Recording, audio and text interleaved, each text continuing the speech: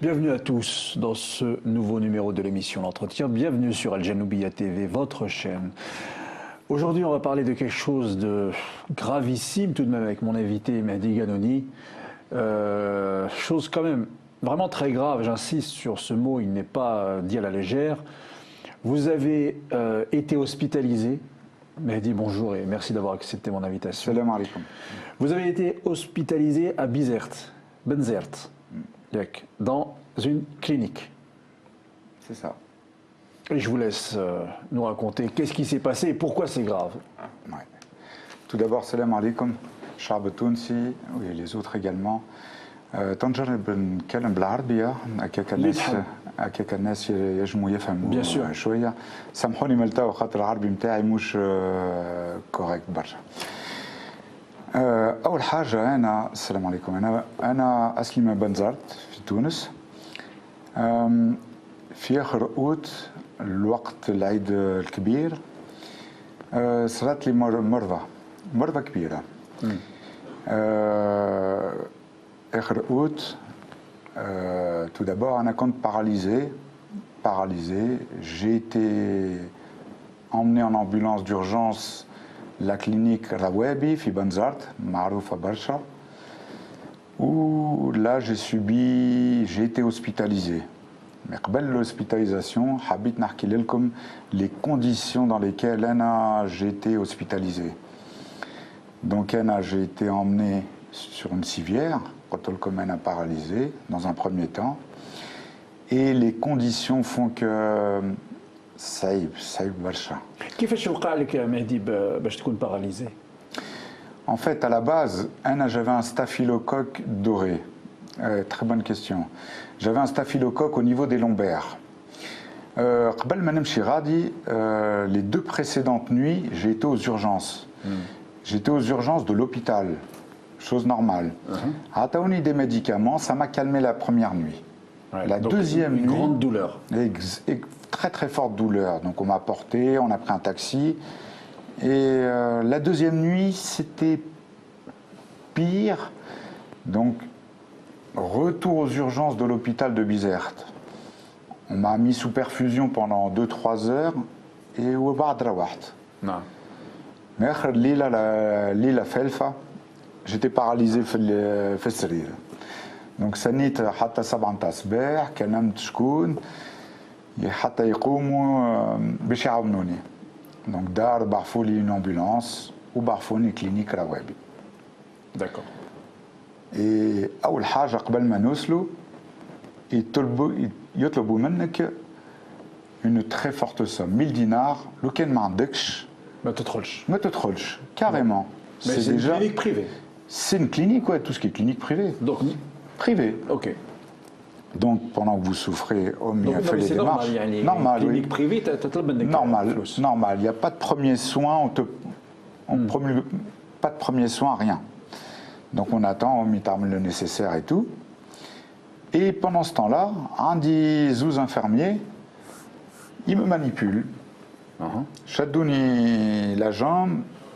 راوني قالوا لي أول حاجة 100% أنت عملت مسكولاسيون. ما عملت حتى شيء. قالوا لي تنجربوا نشدوا ta jambe, on va la lever. Ils m'ont pris la jambe, ils l'ont levée, ils ont entendu un très fort cri. قاعد نصيح. قلت لهم لازم توقفوا هذوما الكل. Les deux infirmiers ils se sont regardés, ils ont fait 100%. C'est une hernie discale. Une hernie discale, ça ne fait pas ces douleurs quand même. De toute façon, hernie discale ou pas, vous allez me faire un scanner. Je t'arnoue les scanners. Toi, tu chauffes ou barde. Donc, طلعت الفوق عزوني الفرش. ساعتين بعدها قالوا لي عاود تهبط. وانا j'étais paralysé, donc contraction au niveau lombaire, extrêmement forte douleur. نعاود نهبط, ils m'ont dit on va refaire un scanner avec injection. On me refait le scanner avec injection.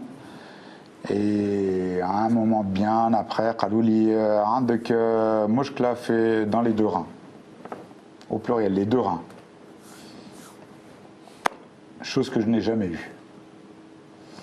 Donc ils m'ont gardé قعدوني voilà انا قعدت في السبيطار في الكلينيك avec الروابي 4 ايام ولو 5e jour قبل ما هذوما قبل حاجات هذوما الكل صحابي جاوني وكلمنا l'assurance نتاع الكارت على كارت bleue pour faire jouer l'assistance. L'assistance باش نرجع لفرنسا. J'ai eu un médecin au téléphone قاعد يستنى في البيلان. Un bilan, ce qui est normal, hein, dans quel état on va pouvoir te rapatrier, etc. etc. الوقت العيد ما فما حتى حد قعدوا يستناو البيلان. Et هو سمع par son correspondant que les douleurs étaient tellement fortes qu'il ne pouvait pas imaginer qu'on m'administrait les doses de morphine correctes. De la morphine. Mais les douleurs, ça barcha. Donc c'était tellement fort que les infirmières elles me disaient toutes les 6 heures. Donc ça veut dire que toutes les 6 heures, je souffrais. Et au moment où on m'administrait la dose, à un moment donné, je sentais que la douleur. Ça ne se calmait pas. Ça se calmait pas. Ouais. Donc Kalem Sahabi, ça a fait scandale. Et Banzarteya Bled Zrira.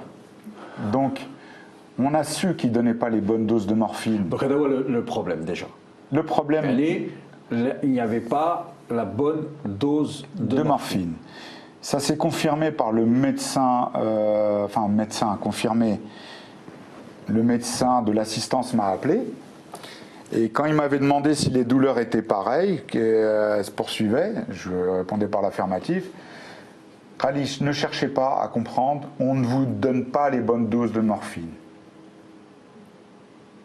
Donc, je dormais نرقد نص ساعة في الليلة. نص ساعة, oui. نص ساعة في الليلة.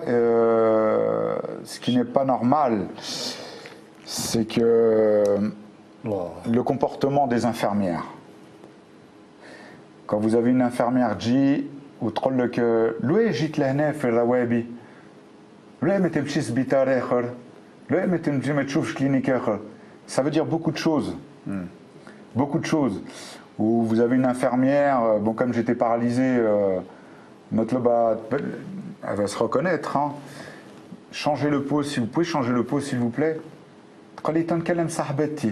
On avait des infirmières princesses, donc elles changeaient le pot 2 heures après. Si je lui demandais, c'est que voilà, j'avais une envie pressante. Il y a ce comportement où quand on vient en plein milieu de la nuit, on laisse la porte de la chambre ouverte et les néons allumés.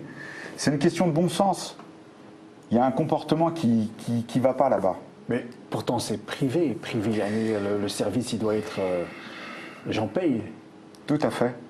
Tout à fait. Le problème est récurrent parce que apparemment, ils sont passés plusieurs fois en mauvaise presse à la télé. Et cette clinique est connue au niveau national. Mais est-ce que vous avez cherché, Mehdi, à la clinique, les responsables? Dans l'état où j'étais. Directeur, non, après. Non, alors, très bonne question, j'aurais bien voulu, mais vu l'état dans lequel j'étais, je ne pensais qu'à me soigner. Donc, à l'issue, en fait, des 5 jours d'hospitalisation. Donc, il y a eu 5 jours. Alors, on voilà, continue la chronologie. Il y a 5 jours dans l'hospitalisation. Voilà. Nardaba, je reçois un coup de fil de Tbib de France, qui dit écoute, في علمه les douleurs que j'avais تنقلوك في سبيطار في تونس العاصمة la clinique Pasteur في تونس voilà في العاصمة une clinique un peu 5 étoiles d'accord où de là d'urgence j'ai été transféré dans l'ambulance tout à fait dans des conditions pitoyables, j'avais les yeux retournés en short, j'avais les symptômes d'une méningite apparemment et vu l'état dans lequel j'étais, le médecin dans l'ambulance appelait son ami chirurgien d'urgence pour lui demander de m'attendre aux urgences. Donc arrivé, donc c'est à 1 heure de route, hein, à 1 heure après, je suis arrivé à cette clinique où j'ai été pris en charge très rapidement dans la demi-heure qui suivait ou le quart d'heure. J'ai subi une IRM. Et opéré le lendemain matin, quelques heures, on va dire le lendemain, oui, en moins de 24 heures, j'ai été opéré. D'urgence. D'urgence, Yannis, ça vous a sauvé la vie, Yannis? Ben, je dirais quelque part oui, parce que... Mais ça veut dire que vous étiez en danger de mort là-bas, fait Benzert? Alors, je vais donner les détails, excellente question. Ouais. En fait, ils sont aperçus à l'issue de l'IRM, donc le docteur m'a reçu, il est venu dans la chambre en m'annonçant qu'il était un peu rassuré et que, en fait, le staphylocoque, c'est une boule d'abcès qui compressait les lombaires. Et le temps que je suis resté à Bizerte, cette boule d'abcès, le staphylocoque doré, donc un staphylocoque meurtrier, une infection meurtrière, montait dans la colonne vertébrale pendant ce temps-là. Donc les douleurs, elles se multipliaient. Elle s'est rentrée dans la cavité de la colonne vertébrale et a infecté l'os. Donc voilà pourquoi ça aurait pu être beaucoup plus grave et où j'ai été opéré à temps. Donc le lendemain, j'ai été opéré, on m'a retiré toute cette bulle de pus, et comme l'os était infecté au niveau de la colonne vertébrale, on m'a gratté un morceau d'os. Mais la clinique chez Benzert, elle ne pouvait pas le faire, ça? Bah, visiblement non, pendant 5 jours, ils se contentaient. Non, même pas. Non. Ils n'avaient pas décelé le problème. Ils auraient pu m'opérer, ils auraient dû m'opérer dès le 2e ou 3e jour, mais qu'ont-ils fait? On a même essayé, je veux dire, quand vous avez une doctoresse, alors je ne voudrais surtout pas l'impliquer, parce qu'il y avait une doctoresse là-bas qui est adorable, et on ne va pas le cacher, c'est une cousine qui m'a prise en charge, et qui m'a même demandé de faire un effort pour essayer de me lever et aller à une clinique. Donc on a quand même tenté de le faire. Mes amis sont venus, ils ont essayé de me soulever, j'ai pu bouger 10 à 15 cm, et la douleur, je l'ai conservée pendant 6 heures. Donc c'était impossible de faire quoi que ce soit. J'étais pris en otage en fait. Ouais. Pris en otage, j'avais qu'une ambulance pour me transférer d'une clinique à l'autre, chose qui a été faite, tardivement ou non, mais j'ai été pris à temps. C'est le principal. Ouais. C'est le principal. Il n'y a rien à voir au sol de Tunis, alhamdoulilah, ya Rabbi. Arnaud Lélarmaleya, où les docteurs m'ont été rassurés et ils ont quand même. J'ai été très bien opéré. Très bien opéré. J'ai été suivi chaleureusement. Il y a des gens qui sont humains et adorables. Bien sûr. Il y avait un médecin donc, dans cette ambulance qui s'est quand même rendu, qui a fait quand même 50 km lui et son équipe, jusqu'à la clinique de la Wahabi. Parce que la faute apparemment a été commise par les personnes qui ont fait le scanner, qui n'ont pas pu diagnostiquer 2 scanners. Là est le problème. Donc le problème est le suivant, donc il y en a eu d'autres également problèmes, on voit où il y a un manque de rigueur dans cette clinique.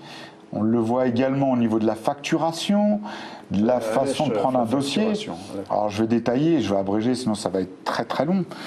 Quand vous recevez un appel alors qu'il y a 3 étages qui nous séparent, 2 ou 3 étages, nous demandant de régler telle et telle somme, alors que je savais qu'avant de quitter la clinique, de la bouche du médecin de l'assistance qui m'avait donné la somme avant de la clinique, de la somme à régler, puisqu'en fait la prise en charge a été prise en compte à partir du 2e jour. Donc le 1er jour, en gros, il y a eu des clopinettes, il n'y avait pas grand chose à payer. Ouais. Mais eux, ils m'avaient donné la somme totale. Et quand je leur ai expliqué, c'était quoi la somme totale? Ils insistaient, c'était des milliers de dinars, alors que le 1er jour, il n'y avait que 250 dinars à régler, l'équivalent à 80, 100 euros max, à tout casser.